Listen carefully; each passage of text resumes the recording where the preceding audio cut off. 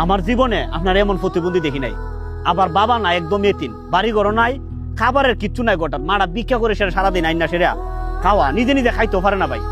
এখন অত্যন্ত অসহায়, মির্কি বেমার সহ বিভিন্ন রোগে সে আক্রান্ত, কঠিন রোগে আক্রান্ত, শরীরটার ভিতরে দুর্গন্ধ ভাই, সহ্য করার মতো না।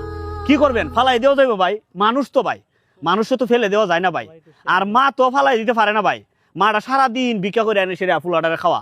ওর মা কইতেছে, বাবা আমি কই ফেলামো ভাই বাবা আমার এই সন্তানটারে। বাবা চিন্তা করে দেখেন একবার, যদি আপনি ভাবেন মার এই কথাটা, আমি মনে করি প্রবাসী দেশে বিদেশে যারা আছেন ভাই, প্রাসান হৃদয় গলে যাবে, কলিজা ফেটে যাবে ভাই এই ভাইয়ের প্রতি। দেখেন বয়স কিন্তু আপনার প্রায় 22 বছর, কিন্তু এখনো আটতে পারে না, নিজের জীবনটা নিজে চালাতে পারে না। মা আছে বললে ভাই ফালে, মারা মারা গেলে কি চলবো ভাই। তাই আপনারা কিছু সহযোগিতা করলে, উন্নয়নমূলক কিছু কাজ করে তার ভবিষ্যতে কিছু একটা করে দেওয়া যায় কিনা ভাই, একটা ব্যবস্থা নিতেইব। দেখেন ভাই অনেক হয়তো আছে ভিক্ষা করে খাইতে পারে, সে লড়তেই পারে না ভাই জায়গার থেকে ভাই, টাকাও চিনে না, পয়সাও চিনে না, খাওয়ানটা নিজে খাইতে পারে না ভাই।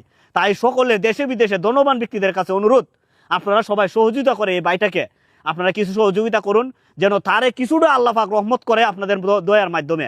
আমরা ওনার নিজস্ব বিকাশ নাম্বার দিয়ে দিব, আপনারা ওনার বিকাশ নাম্বারে সরাসরি আপনারা টাকা পাঠাবেন। আর একটা হলো, আপনারা ভিডিও দেখা মাত্র ভাই ভিডিওটি শেয়ার করে দেন, এই ভাইয়ের স্বার্থে, এই ভাইয়ের কল্যাণের জন্য, এই ভাইয়ের দয়া হবে ভাই।